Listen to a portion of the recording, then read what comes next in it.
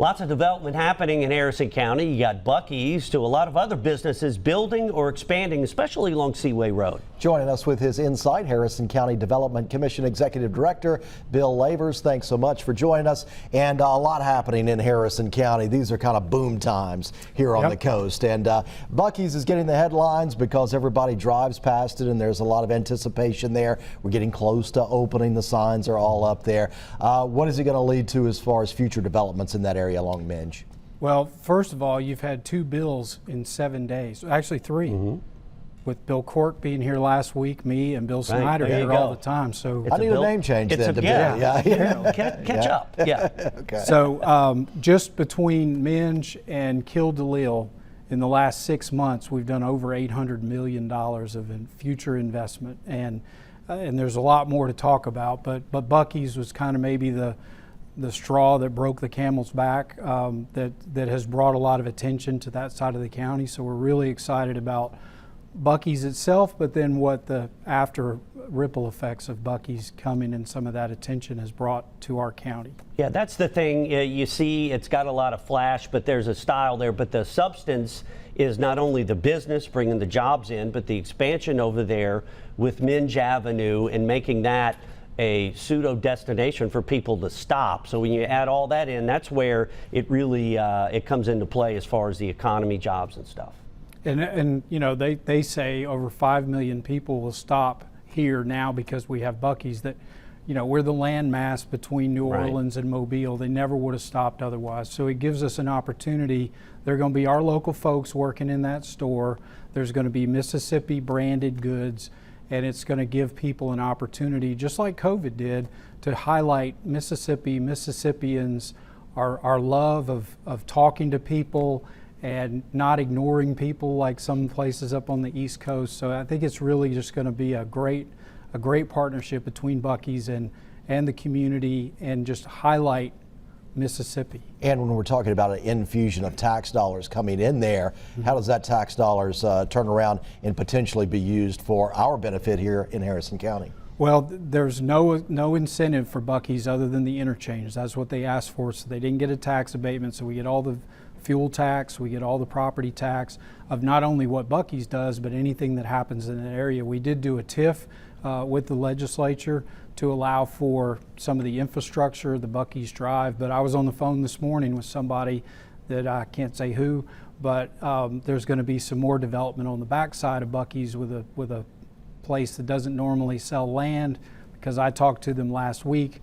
They'd like to sell their land. And we're talking about to the west? To the west. To the west, there, north of I-10. Yeah, there's still some area there that could be developed. Good tease there for us. Yeah. That's what I'm here for. Yeah. Exactly. Speaking of that, not only with the new development there at Buc-ee's, but there's some other established businesses and pretty bigger industries in the county, especially out by Seaway, that are starting to either expand or come in. And that's also big too. You can't just put it all in the Buc-ee's bucket, I guess you could say, right? Yeah. We have a lot of the difference between us and our rival counties to the east and west is a lot of our businesses are generational. Seaman Composites, U.S. Marine, Golden Metals. I mean, these are multi-generational family-owned businesses versus corporations. So when those family-owned businesses grow, and they've been here for decades, we want to support them every way we can. So, but we add new businesses to them as well. So most of who I just said are still here, and they're expanding. We have a new company called D7 that's moving here from Pensacola. We had a big announcement out with partnering with Chemours, with PCC. You know, that's $500,000. That number's already old and it's growing every day. So right now we're working on 11 projects in the county and the cities of almost $900 million. It's over 1,000 jobs.